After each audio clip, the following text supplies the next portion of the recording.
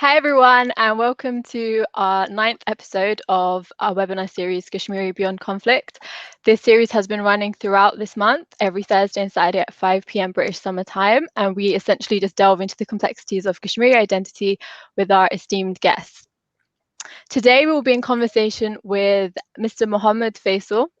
Faisal is currently a broadcast journalist based in Istanbul, Turkey. He was born and raised in Srinagar within Indian-administered Kashmir, and he has created and developed digital spaces for over a decade, and he currently has been working on a project called Made in Kashmir, which is about memory and storytelling narratives from the region. So Faisal, thank you for joining us today.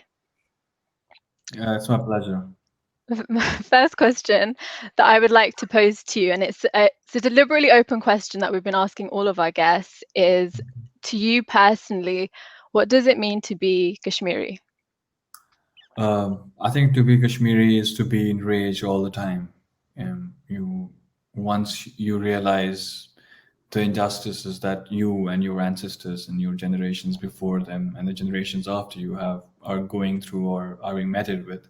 So you are enraged all the time against a lot of things, not just what is visible, but also what is invisible. It can be cultural, it can be social, economic, and political, obviously. But at the same time, it also means because as a Kashmiri, when you're born there, you are subjected to injustices that you see every single day of your life. You are born in an unjust world. So to be Kashmiri is to understand why is it important to continue to have solidarity with those marginalized, not necessarily in Kashmir, but even outside from your own privilege and outside Kashmir as well. I would say to be Kashmiri is to be enraged all the time for a lot of things, especially injustice and oppression and all kinds of oppression and injustice. It doesn't have to be the occupation, but it can be uh, there's this varied elements of it. So as a Kashmiri, when I go everywhere and I see some certain injustices or inequalities in the society, it kind of hurts my conscience because I was home and I grew up in that environment. So I think that's what it means. But I think it's a very difficult question to ask. What is it? What does it mean to be a Kashmiri? Does it mean to have a passport that that you don't have, or does that mean an identity that you hold on to? And there are these complexities in that identity as well. So I think to be a Kashmiri, to call yourself a Kashmiri, is to make a political statement because of a lot of things. You're denying the, this space that the Indian state or the Pakistani state has over you. You are defining yourself as an individual. Uh, I mean, Mm. it's an easy question, but it has very Yeah. difficult answers. It's a very existential question, I would like to say. But I think to be for me right now, to be Kashmiri is to be enraged all the time. And it's quite interesting you're talking about being enraged. When do you feel like this first started, or when you first started feeling this rage as part of your Kashmiri identity? I think I was born in a curfew, so so I was born in this idea of injustice, in that structural systemic oppression that was in our it continues to be in our society in varied forms. So it's always there. It didn't start. It was always there. It's just that I tend to realize it once you grew up. I think in Kashmir, I always mention that when you're born, so in Kashmir, when you're born, you skip the whole childhood part because childhood is about making mistakes. And in Kashmir, those mistakes can be deadly. So uh, I think when we say that, when do you realize it? You don't realize it. You're just born with it. You are supposed to not do certain things and not say something to someone. I remember long ago when I was in middle school. One of our principals, he was detained, and there was a police army raid in the school.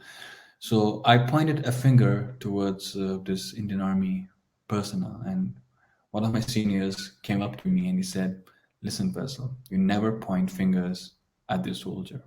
You didn't ask why, but you just understood that if I keep doing that, I might die. Or when you have this army convoy passing by, you you would there was there was this open secret or an unwritten rule that you need to stop and halt and let them pass. So it was always there. It's just that, well, you're just having a random stroll walking in London or somewhere else, and you're like, oh my God, that was messed up.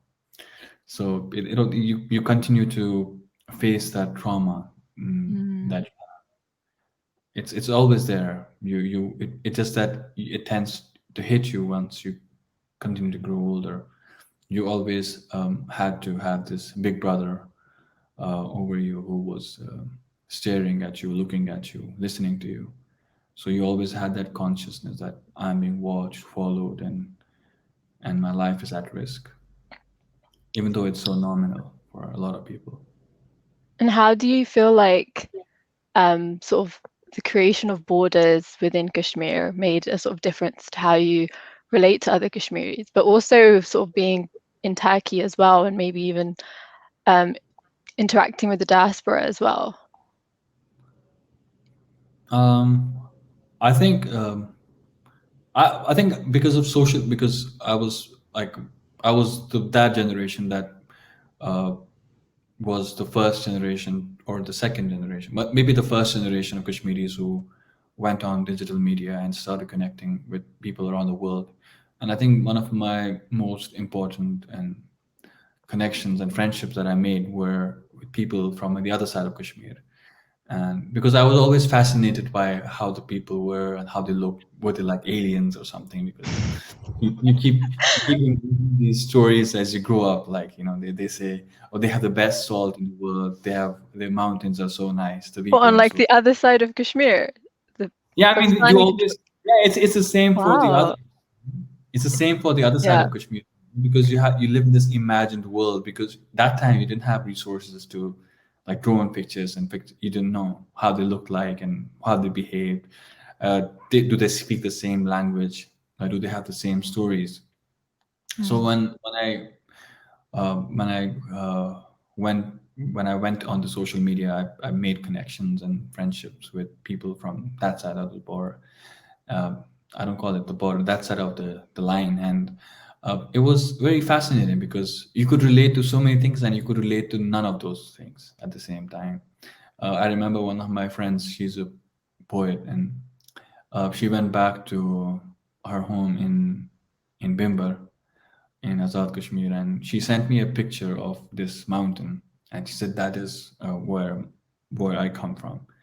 So it was so nice and at the same time so sad, because there's a mountain, and who decides to put a line over it and say this part of the mountain is mine? Mm. This part it's so unnatural, because you can't stop the flow of a water just because you decide to put a line over. It's like you're giving this a child a book, a drawing book, to just and a crayon, and he just like puts it all over the page, and there's no logic to it because it's so random. It's the most randomest line of control. At least Berlin had a section. It runs over lakes and rivers and springs and mountains and forests and even families and villages even. So it was always very fascinating to connect with them. And then because I was born there, so thankfully I didn't have much of an identity crisis that a lot of Kashmiri diaspora has to relate to, because they're foreigner in their own land where they were born or where they were raised, and they're foreigners in their homeland. For me, I knew where I was from because I grew up there.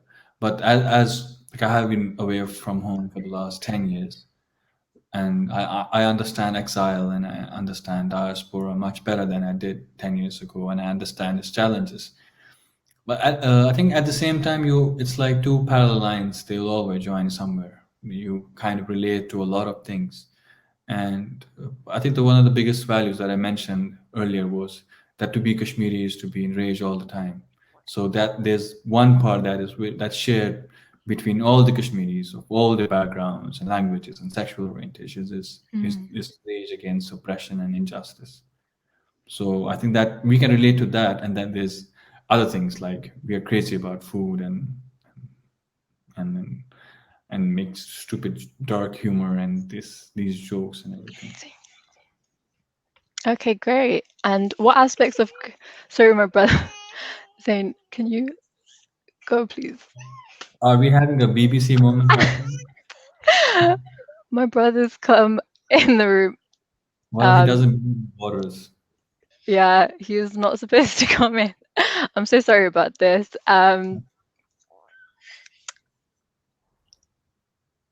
One second.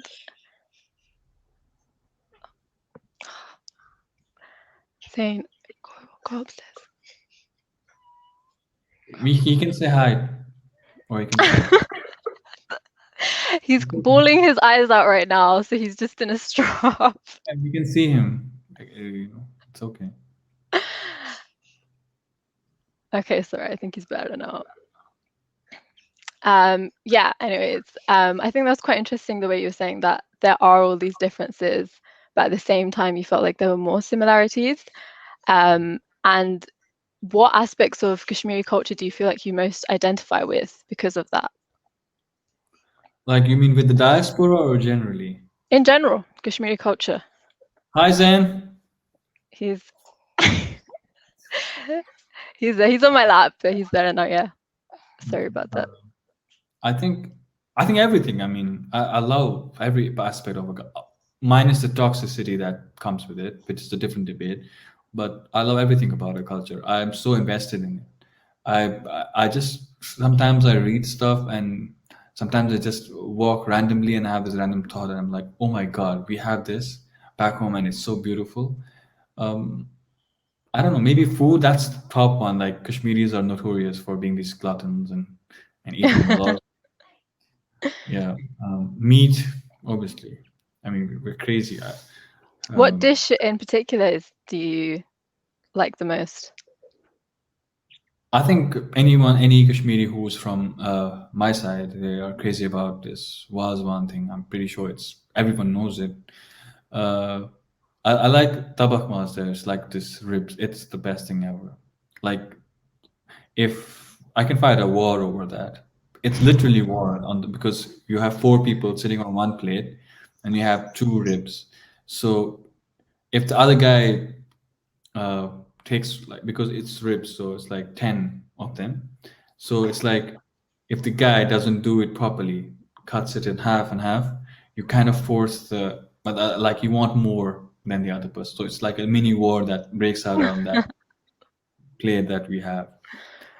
Yeah, I mean, it's I love everything about Kashmiri culture. It's so beautiful, and at the same time, to understand the context of it, it's brilliant too. Because, for example, our music did not have these, like Bollywoodization that just came after the post 1947 influx.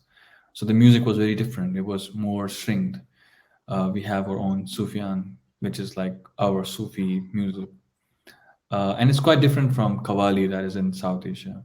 Yeah, I think Kashmiris culturally are more tilted towards Central Asia, and then there's how the Bollywood music kind of colonized our music as well.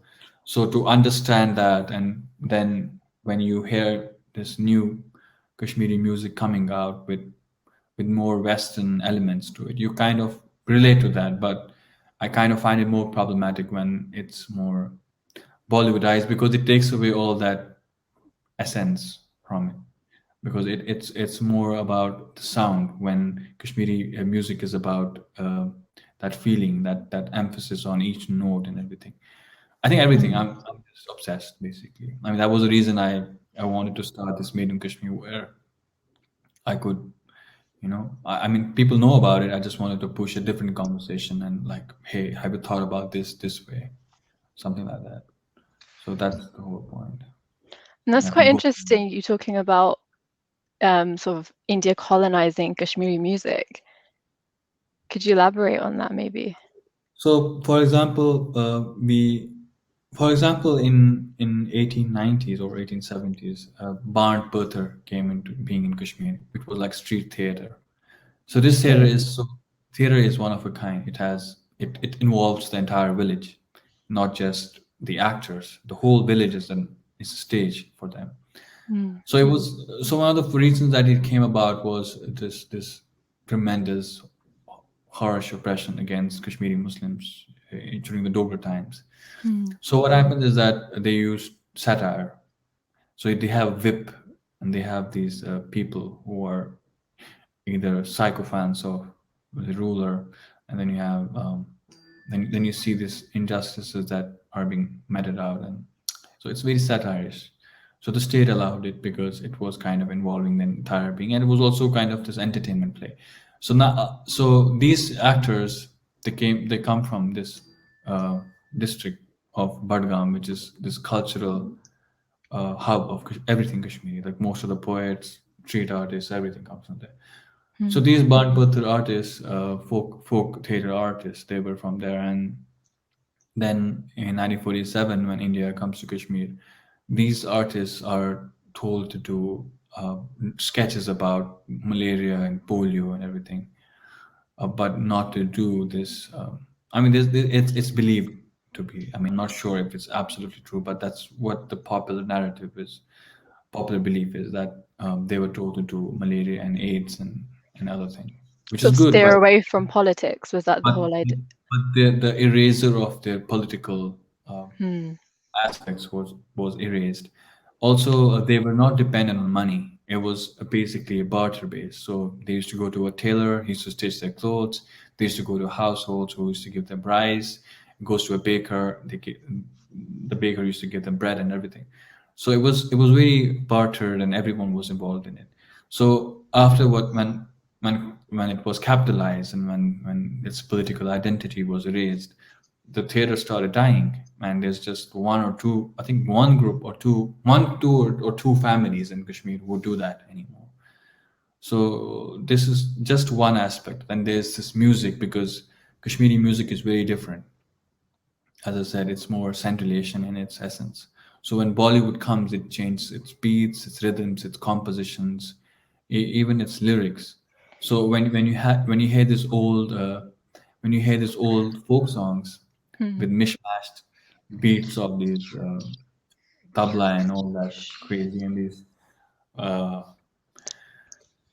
I always because feel like in Bollywood as well, they like fetishized Kashmir and Kashmiriness to some extent. I think that's a different debate. What I was trying to say is that because Kashmiris consumed Bollywood more, so the Kashmiri composers, they started investing more in this Bollywood rhythms and symphonies. So that just took away the heart out of that music. But I think Kashmiri music is very minimalist. So if you see now, since I think a few artists like Muneem, Ali Saifuddin, uh, and others who do it in Kashmiri language, they are going back to the roots and minimalizing, although they have their Western influence. But you can feel that powerful notes and everything, because it's all about the voice and the minimalism in that music, because you want to hit it hits you differently. Then it has a very different scope. Like when I used to attend these Sufi gatherings when I was a kid, everyone used to be locked in their corners, and their heads buried in their knees, and just listening to the praises of the prophet and the messengers, and all the Sufi saints. So it had a very different texture and this different aura about it. But I think now it's coming back. It's a good start, and I think Kashmiris are owning their own history and trying to decolonize their music as well. About this whole fetishizing Kashmir, I think it's been going on since the Mughal rule, like Jahangir, and he said if he used Amir Khusro's, if there was paradise on earth, it is this, it is this, it is this. So then the Mughals used Kashmir as their own colony. So they used to enjoy in these gardens and these lakes and everything, while Kashmiri Muslims, mostly who were the majority, were enslaved, and they were being punished and used as slave labor. While there was also resistance going against the Mughal rule at the same time. So there's also this eraser of resistance during those times as well. Then the Afghans also have their own proverbs which still describe Kashmir as this beautiful place and everything. And then you have the Sikhs and the Hindu warlords, Dogras coming in. There's a book, Hindu Rulers, Muslim Subject, which talks about how Kashmiri women were sold off or bought by these rulers in India to have a fairer progeny. So there's that as well. So it's been Oh. historic. Even the Orientalists have used Kashmir as this, as this beautiful Oriental backdrop where people sing and they are fair skinned and everything. Hmm. But among them, no one mentions what mess they were going through at that time. I mean, Kashmiris are probably the first nation in the world which was sold off in one single stroke of a pen. Um, the entire people, the mountains, the lakes, the rivers, everything was sold for. Each person had the value was 11. That's it. And they were sold off. So, but despite that, you had these colonial writers and poets writing about Kashmir as if this was this fancy uh, Narnia kind of a thing, and it continues till now because Bollywood is India's soft power, and it creates that imagery about Kashmir in a certain aspect, so that its Hmm. own people can see it through that lens and deprive Kashmiris of their agency as a people, as people who are just part of this heaven and they have no political, cultural, social, economic ambitions. They just are there as these puppets or the good guys on the painting or these gullible people. Oh my God, I'm so sad for them and with that face. So it's like that. I mean, I can go on, but that's basically it. So it's a continuation of a centuries-old tradition by foreign rulers to use Kashmiris and Kashmir as this backdrop to enforce their own policies. And how do you feel like, obviously, with everything that happened last year as well, with the abrogation of Article 370, how do you feel like that affected your sort of Kashmiri identity as well, and from other people that you know of as well? I think, like I said, to be Kashmiri is to be enraged all the time. I'm sorry, I'm repeating it, but that's what it is, And then you have this thing happening. I mean, like growing up, I always knew it was at stake because you're making a political statement that you're Kashmiri, you're denying these political identities that are enforced upon you. You reject them basically. So it was always at stake. It just reached this tipping point now where you actually have your identity at stake and it's physical, legal, and you can see it. It's in your face. So what happened last year and what's going right now is it's unbelievable. It's like watching you getting sold again and understanding what your ancestors must have gone through in 1846. It's had a, it.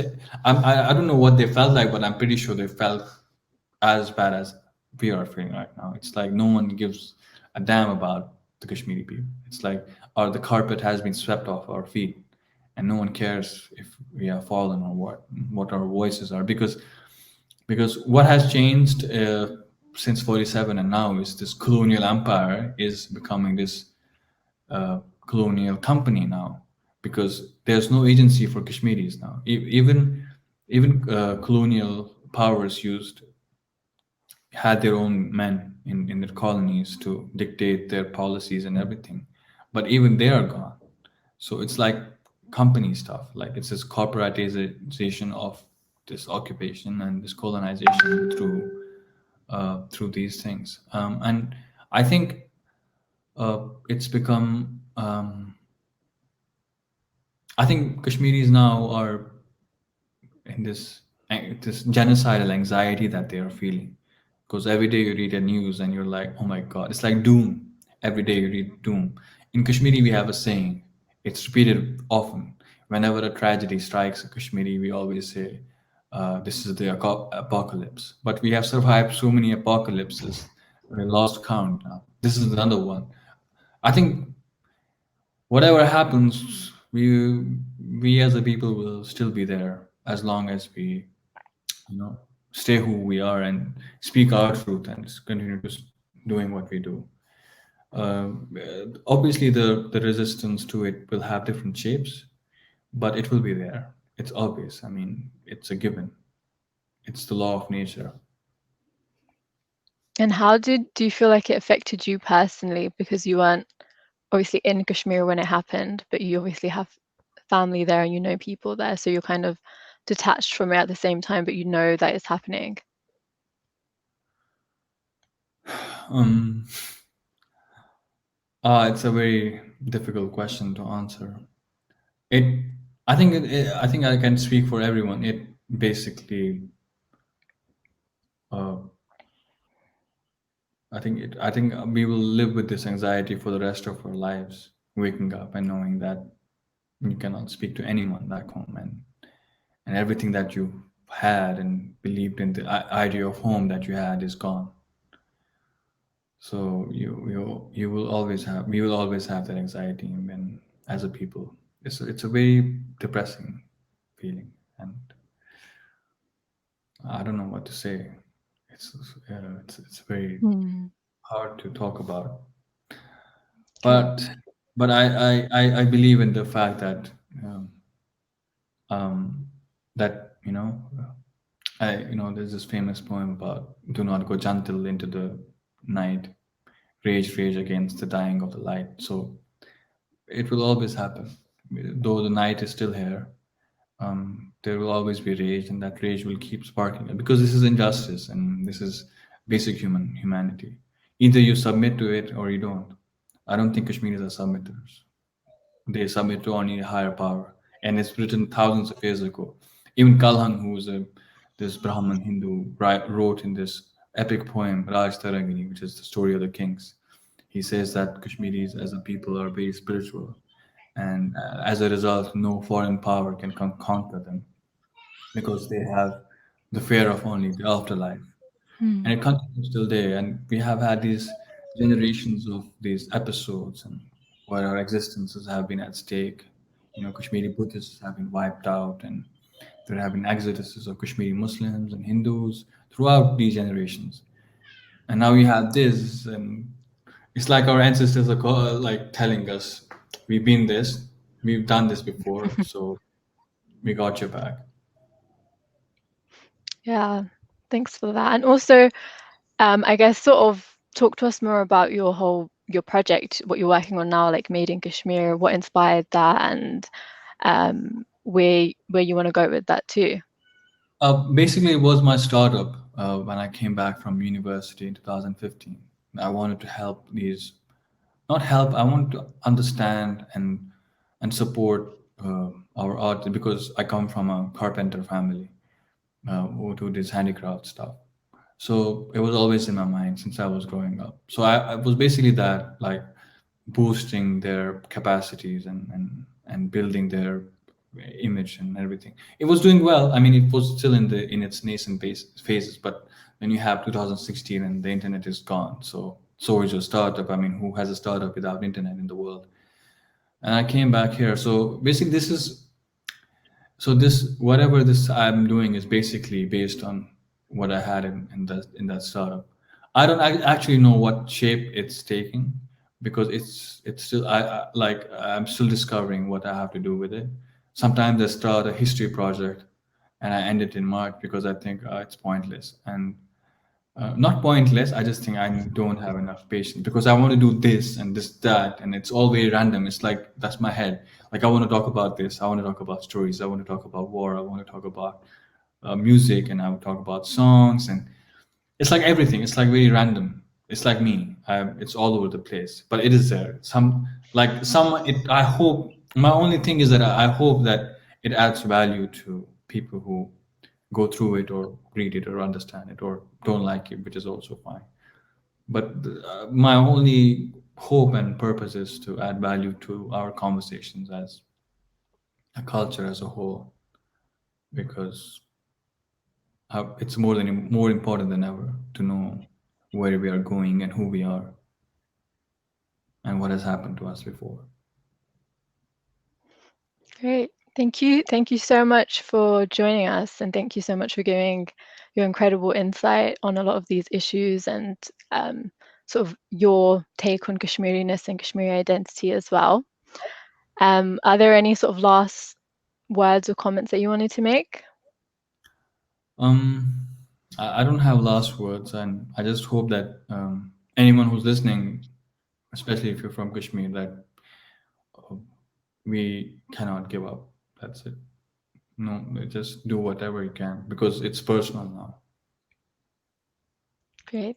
Thank you. Thank you so much. And thank you to our audience for watching and participating in this series, as well as of all of the incredible guests we've had on this series as well. Follow us on social media for updates about our next events as well. We're looking to do a Palestinian Beyond Conflict series as well within the next few months. So follow us on social media for updates for that. And thank you again from Identity International.